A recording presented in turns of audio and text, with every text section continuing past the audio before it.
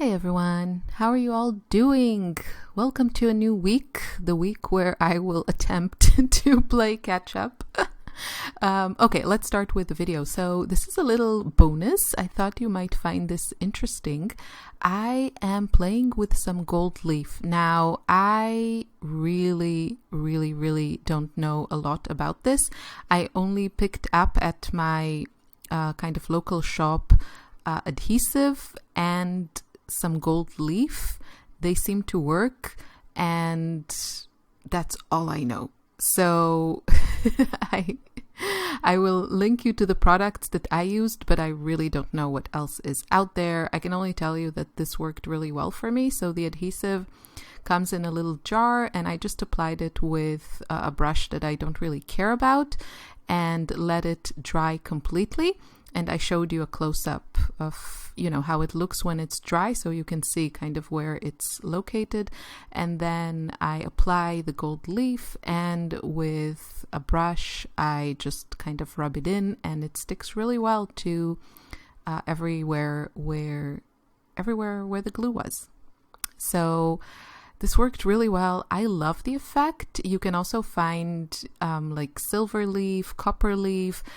Personally, at the moment, I only find the gold appealing, and I definitely would like to incorporate more of it into my artwork and not just in a journal.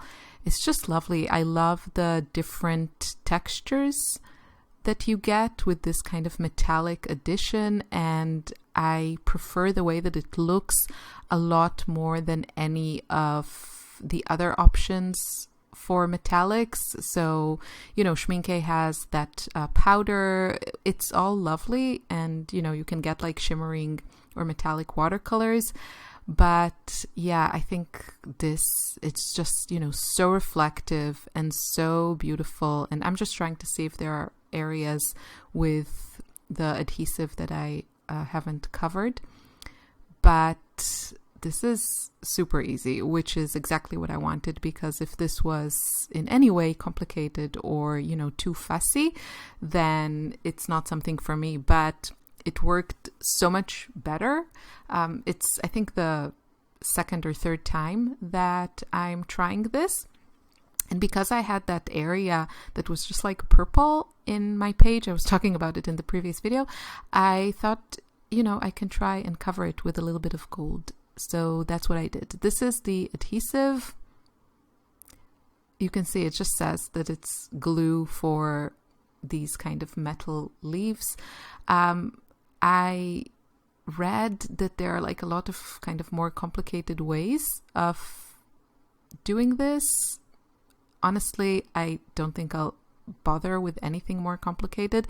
This worked well for me, and maybe when it's like larger areas or something, or you want it to be very smooth, then there are probably better ways of doing it, but that's not what I'm after. I actually like the texture. So yeah, this worked well for me. And I'm all about mixed media and finding exciting materials to combine with my watercolors. So this is actually a really beautiful option that, I'm excited about. There are a lot of things in this journal that I'm excited about. It's just the actual time for painting that is missing. But yeah, even if I manage to paint a few minutes in my sketchbook these days, that's fine with me. So today's color is Wisteria.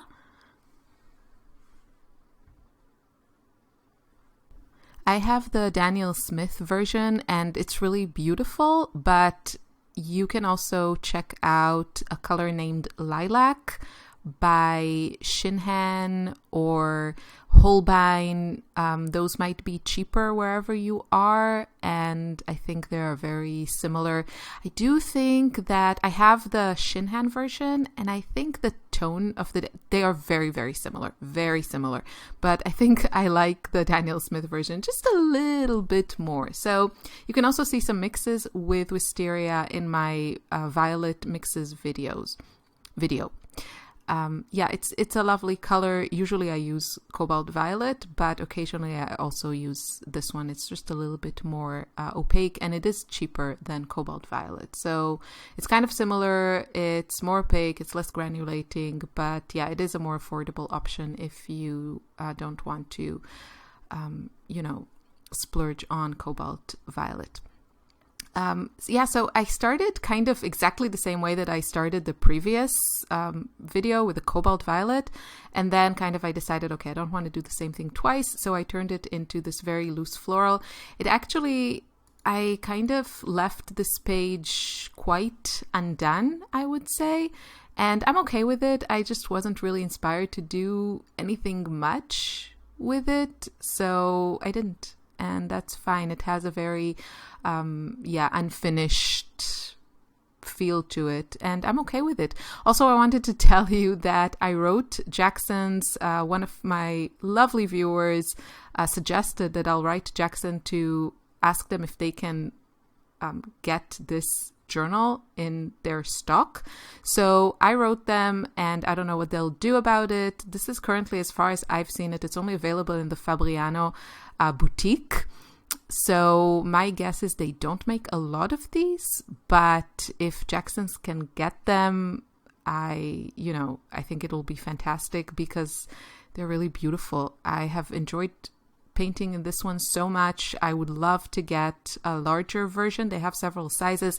They are quite expensive, but I think they are handmade and they just have this beautiful feel to them. And I think if you can afford it, then a beautiful journal that is kind of very inviting is a great thing to have. Anything that inspires you to paint, I think, is worth sometimes the investment. And, certainly as a gift, this would be a beautiful item. So yeah, I wrote Jackson's.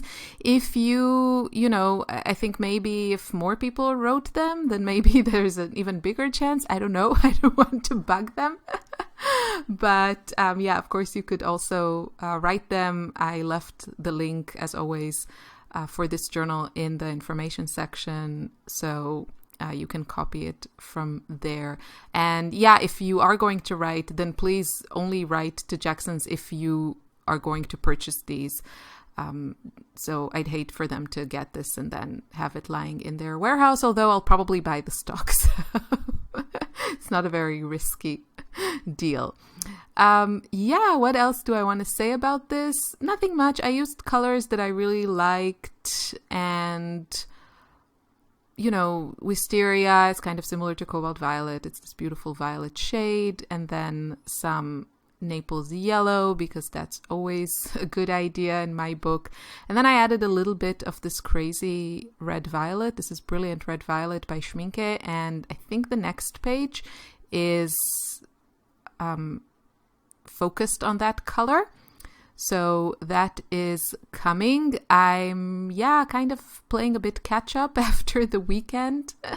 We'll see how it goes. I'll really, really try to keep posting these videos daily during this month. And then in August, I have no idea what's going to happen because both of my kids are going to be home. So, I don't know. At some point, I will be switching up my palette to either autumn palette or Italy palette. I still don't know if we can go to Italy. I mean, it's right across the border and it's in the European Union, so I think we can move around. But who knows, right?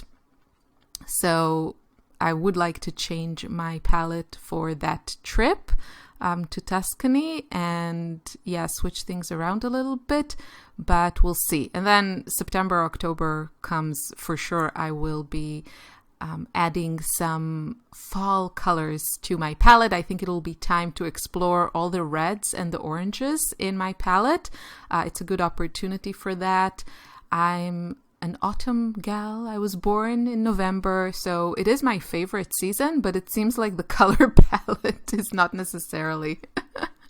Well, basically, I just find myself painting with a lot of purple and yellow during the fall if I want to be more seasonal. I'm not really into reds and oranges, but yeah, who knows? If there's one thing I learned from these seasonal palettes that, you know, I'm doing this year, is that I am open for new favorites.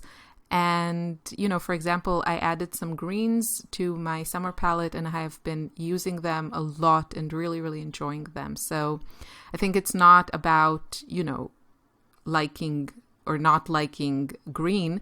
It's about finding those really interesting colors. But I think there's a bit less of a chance to do that with reds. I mean, greens, you know, you can create greens with so many mixtures, and the reds that you get from the tube, you know, it's mostly kind of single pigments, and you don't get a lot of like really interesting reds that separate or anything like that. But yeah, that will be my challenge come fall. But we're in July now, so why are we talking about fall? I don't know.